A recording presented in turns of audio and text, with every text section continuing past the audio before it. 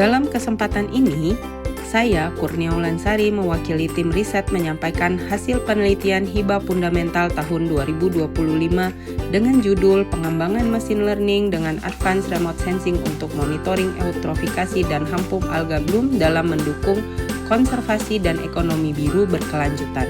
Riset ini dilaksanakan oleh tim dari Universitas Padjadjaran melalui program studi ilmu kelautan dan teknik elektro.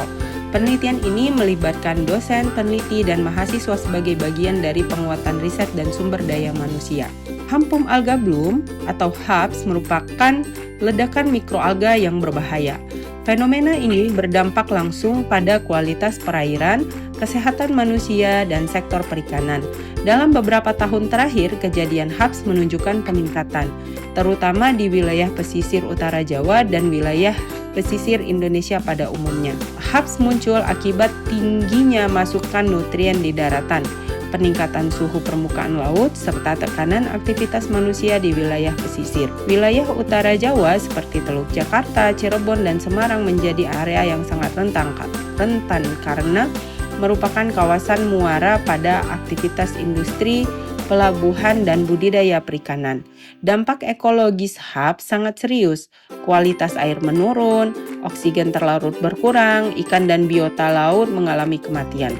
Dampak ini berlanjut pada aspek sosial, ekonomi, nelayan dan pembudidaya mengalami penurunan hasil tangkapan. Pendapatan masyarakat pesisir ikut menurun dan dalam beberapa kasus mengalami kerugian yang sangat besar. Kasus HABS ini menunjukkan nyata dan juga berulang. Upaya pencegahan dan deteksi dini jauh lebih efektif dibanding dengan penanganan setelah kejadian untuk pencemaran laut dan juga kesehatan laut. Namun, sistem monitoring yang ada masih didominasi oleh pengamatan lapangan. Metode ini memiliki cakupan spasial dan temporal yang terbatas. Perubahan yang cepat di laut sulit terpantau secara menyeluruh. Indonesia saat ini belum memiliki sistem monitoring HABS yang cepat, akurat, dan juga terintegrasi, khususnya perairan utara Pulau Jawa yang menjadi pusat kegiatan pembangunan dan budidaya pesisir.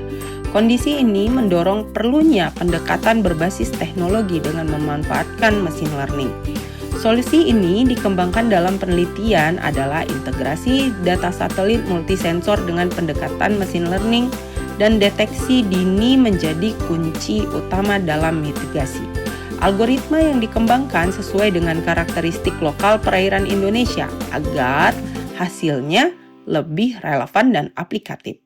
Tujuan utama penelitian ini adalah mengembangkan algoritma machine learning untuk mendeteksi tingkat eutrofikasi dan fenomena HABS secara spasial dan temporal.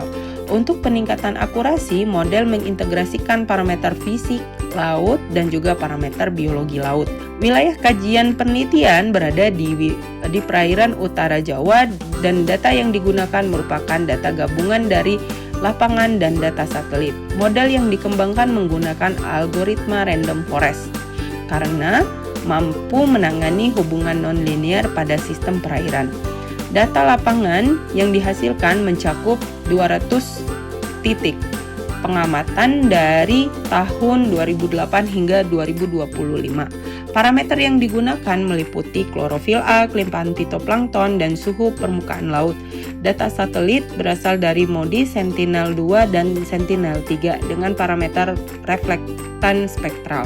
Data in situ dan data satelit diintegrasikan secara spasial dan temporal untuk membangun model prediksi HABS. Random forest digunakan untuk mengklasifikasikan kondisi perairan menjadi non-HABS, turbid, atau wilayah yang masih baik. Hasil awal menunjukkan bahwa model ini mampu membedakan kondisi perairan dengan performa yang baik hingga 0,95.